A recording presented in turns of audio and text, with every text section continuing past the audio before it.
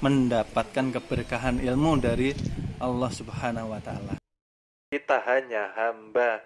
Hamba Allah itu tidak boleh macam-macam. Hamba Allah itu tidak punya apa-apa. Badan jasmani milik Allah, badan rohani titipan Allah. 7 sifat milik Allah. Dan kita punya apa sekarang? Tidak punya apa-apa, hanya dititipi gitu loh. Nggih? Kalau dititipi harus amanah gitu loh maksudnya. Dijaga karena ada ilmu pemahaman seperti ini nanti mengakibatkan sebab akibat. Kalau tidak amanah berarti kita mendapatkan hukuman dari Allah Subhanahu wa taala. Terus kalau sudah paham seperti ini, kita tidak boleh banyak macam-macam. Kita diajarkan pula di dalam diri kita ada nafsu 4. Okay? Nafsu 4 di dalam diri kita yang pertama merupakan al-amah. Kemarin ada yang tanya bagaimana mengendalikan nafsu 4. Sekarang saya ulangi lagi pelajarannya. Al-amah, nafsu 4 yang ada di dalam diri kita, nyatanya pintu masuknya di dalam mulut kita. Al-amah. Makanya mulut ini cahayanya hitam selama kita masih mempunyai sifat rakus, tamak, terobsesi untuk mengejar dunia, itu al-amah. Makanya ketika sholatul daim, mulut tidak boleh dibuka, tetap dari hidung, karena sorot nafsu al-amah bisa mengganggu proses sholatul daim itu tadi. Al-amah tidak boleh kita punya sifat rakus lagi, terobsesi kepada dunia tidak boleh, karena hidup ini kan sebentar saja. Sudah saya katakan kemarin di akhir tahun 2020, nanti di tahun 2021 maka akan banyak bencana. Kalau sampean jungkir balik mengejar dunia, terus naik pesawat, terus lenyap, terus selesai sudah. Sampean punya amalan kah?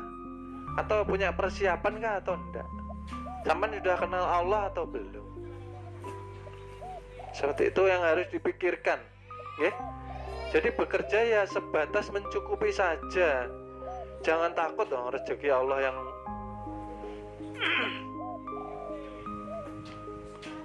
yang menjamin kita, Bekerjalah sesuai dengan kebutuhan, Jangan menimbun-nimbun harta kekayaan, itu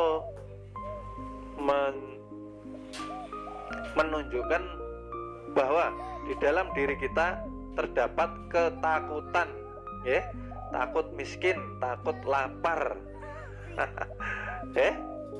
Jadi seperlunya,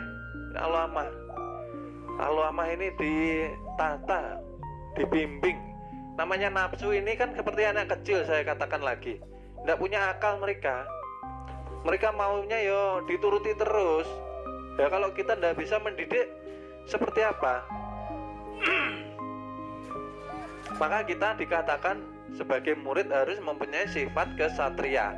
Kesatria itu harus bisa menjaga amanah. Amanah kita untuk membimbing nafsu 4 nanti bisa kembali sempurna lagi ke asal anasirnya. Jangan kita terikut kepada nafsu al-amah, gitu loh. Jadi nafsu yang kita bimbing, bukan kita diatur oleh nafsu 4. Seperti itu loh.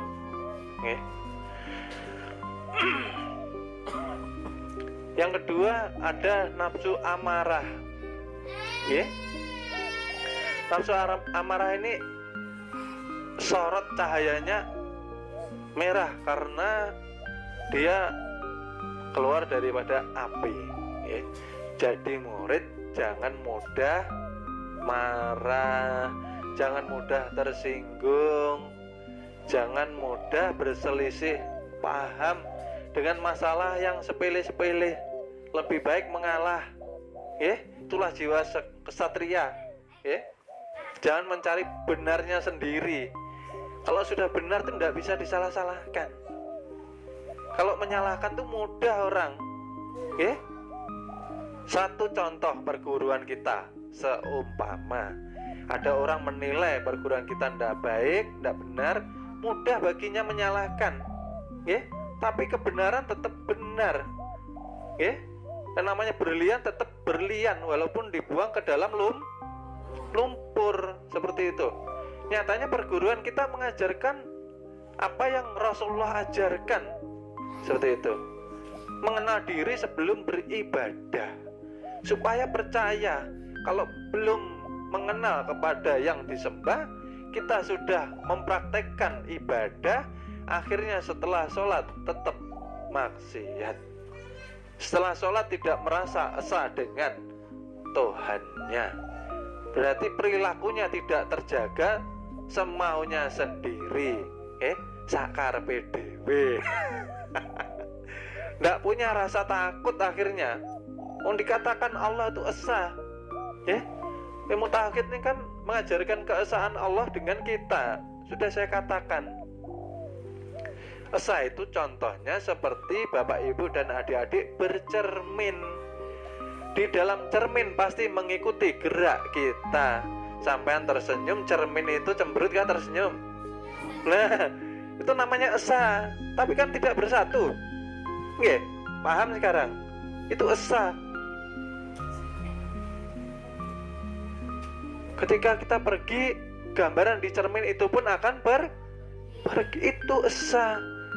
Jadi kan sungguh memprihatinkan ini kita umat ini ketika sudah pinter syariah tapi amalannya, prakteknya banyak merugikan, banyak menjelek-jelekan, banyak menyalah-nyalahkan sesama umat Islam. Berarti itu belum paham ilmu kenal diri.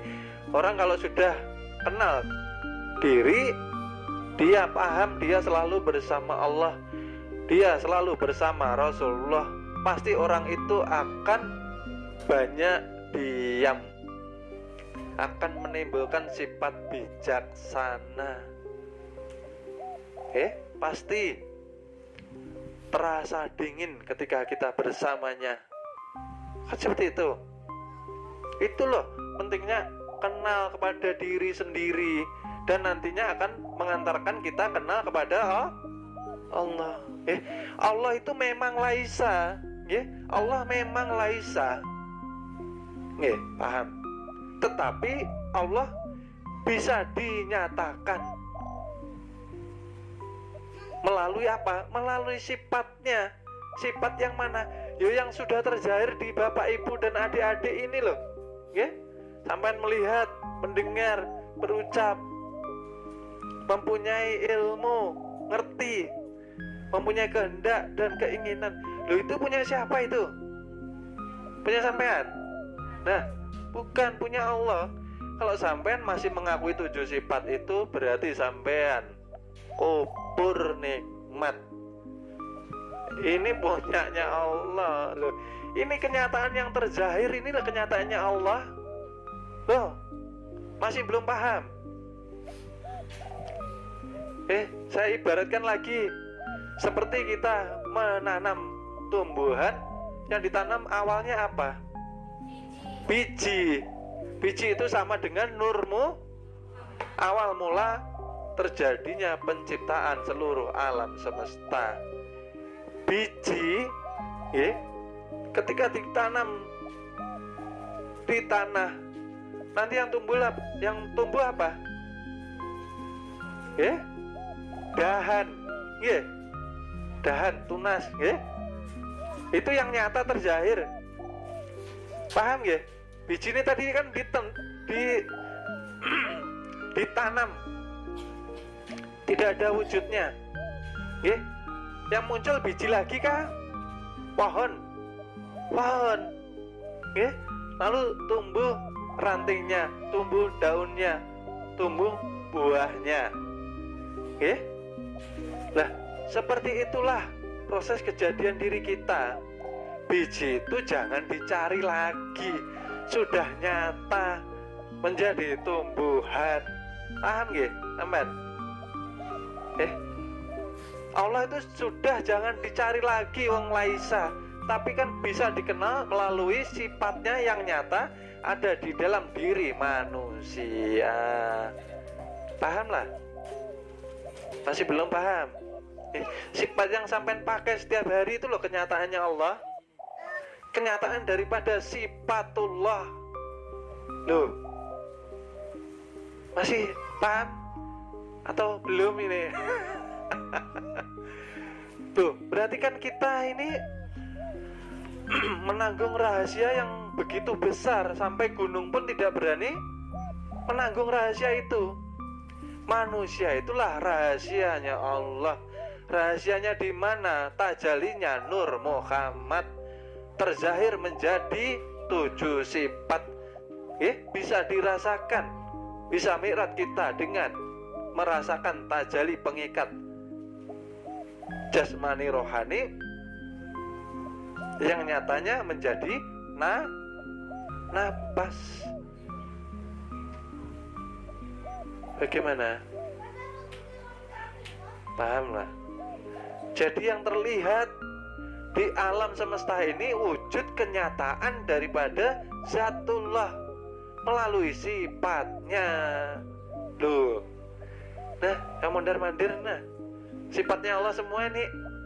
Tapi kalau manusia ndak ngerti, ndak paham, akhirnya kan kubur, ndak menjaga amanah. Berarti dia berjalan di muka bumi tidak dinilai oleh Allah, karena berjalannya seperti bangkai. Nah, nggak ingat sama Allah, nah, seperti itu, nggak ada nilainya. Berarti dihidupkan Allah ndak tahu terima kasih. Keluar masuknya napas tidak dibarengi dengan ibadah. Loh, kalau kadang sholat aja nawar loh, 5 waktu nih nawar. Sudah masuknya isya ya nanti tarsuh, nanggung. Itu yang wajib yang terlihat ya, apalagi sholatul daim, ibadah rohani, sehari coba. Makanya saya katakan kita harus mempunyai acuan untuk melihat ibadah kita setiap hari. Bagaimana kita ingat kepada Allah itu berapa kali sih dalam sehari? Kan seperti itu. Kadang saya mungkin setelah sholat aja guru, nanti 5 menit lupa lagi saya.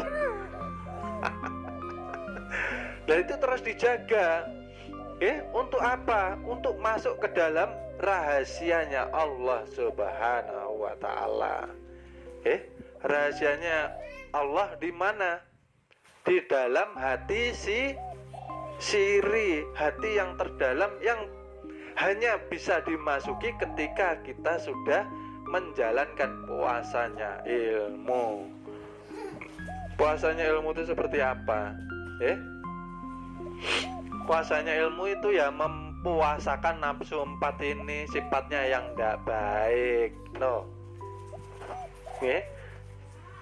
Nah terus gimana guru puasa Ramadan? Loh, puasa Ramadan ya masuk ke dalam syariat atau syariah. Yud ini tetap dijalankan. Puasa Ramadan kan di bulan Ramadan. Kalau kita puasanya ilmu itu setiap hari, selama napas masih diamanahkan Allah kepada kita, kita harus menjalankan puasanya ilmu. Puasanya ilmu bagaimana mencegah sifat yang tidak baik yang ada di dalam nafsu 4. Nggak boleh serakah, nggak boleh pemarahan, nggak boleh mempunyai keinginan milik-milik ya, yang bukan menjadi kewajibannya, ya. Nggak boleh merasa paling pintar, paling suci, ya, paling alim. Tidak boleh memakai sarana jimat, aji-aji, kadigdayan, kanuragan. Nggak boleh pakai raja-raja, mantra. Ini nggak boleh. Ini mutmainah, ini kerjanya mutmainah. Berarti tidak percaya dengan kekuasaan Allah.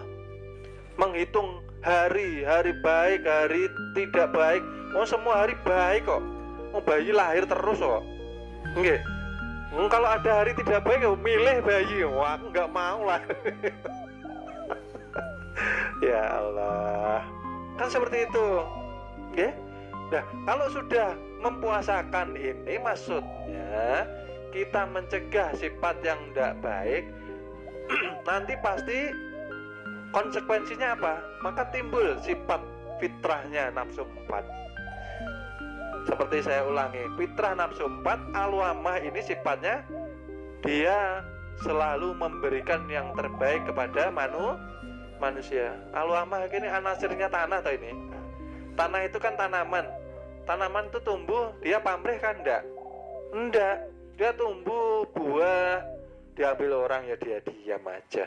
Habis itu ditebas, diam aja. Selalu memberi yang terbaik kepada manusia sesamanya. Ini sifat alwamah. Nah, ini kalau sudah benar puasanya akan timbul seperti ini sifat yang aslinya. Sifatnya amarah, harus dia berlaku selalu adil, tidak berat ke kanan ataupun ke kiri. Nyatanya nyala api itu selalu ke atas. Adakah nyala api itu miring begitu ya? Itu kalau ditiup angin mungkin ya. Nah, terus supia harus jujur, seperti sifat angin jernih. Harus jujur kepada diri sendiri. Sampai ini Allah ciptakan, sampean harus amanah. Allah ciptakan badan jasmani sampean harus ibadah. Sampean mempunyai suri tauladan yang kamil mukamil. Allah turunkan, Allah zahirkan ke dunia ini. Beliaulah junjungan Nabi besar kita, Nabi Muhammad bin Abdullah bin Abdul Muthalib. Itu suri tauladan, uswatun hasanah buat seluruh umat manusia di akhir zaman. Loh, contohnya sudah Allah turunkan, kitab sucinya sudah Allah berikan. Kok manusia masih cari solusi di luar agamanya sendiri? Loh, berarti ini kan tanda tanya ya. Berarti umat ini yang mengaku tadinya umat Rasulullah berarti kan belum mencontoh apa yang telah dicontohkan Rasulullah kepada umatnya, gitu. Maka Rasulullah itu pangkat tertinggi beliau adalah hamba Allah. Tuh, padahal nyata kekasih Allah loh itu. Tapi beliau paling senang dicintainya ialah menjadi hambanya Allah.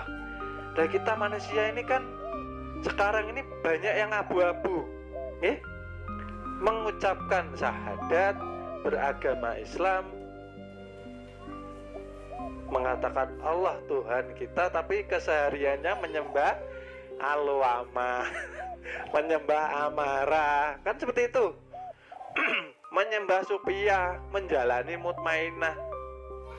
Berarti kan munafik ini namanya.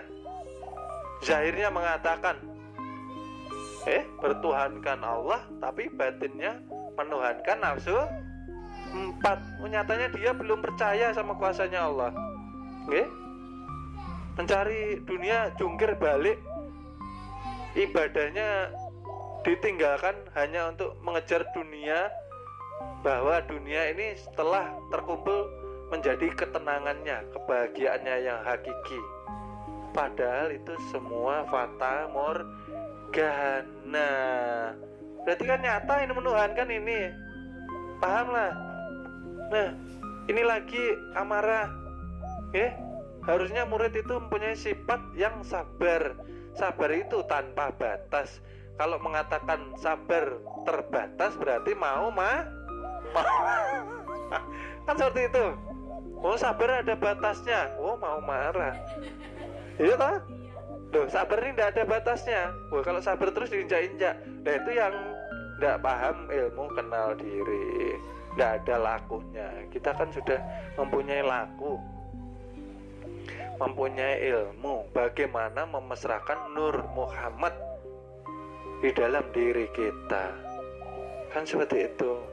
Makanya gapailah ketenangan hatimu untuk masuk ke hati sirimu. Ya, hati siri itu kalau di Jawa di pewayangan dikatakan cupu mane astagina. Cupu itu wadah, mane itu permata, asta itu 8 kegunaan. Astagina.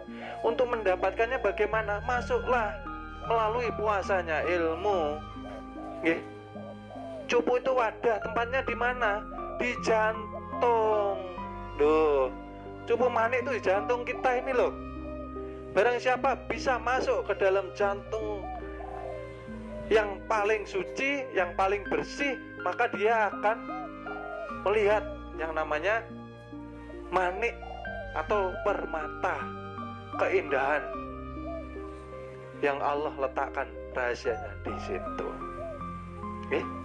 Nah, kalau sudah masuk berarti puasanya ilmu sudah jalan, maka akan mendapatkan 8 kegunaan. Di dalam pewayangan dikatakan astagina. Kalau sudah menjalankan ilmu berarti tidak bisa sedih, tidak bisa marah, tidak bisa mengantuk, tidak bisa lapar, tidak bisa kecewa. Tidak lagi mengharapkan dunia, bersandar penuh kepada Allah Subhanahu wa taala,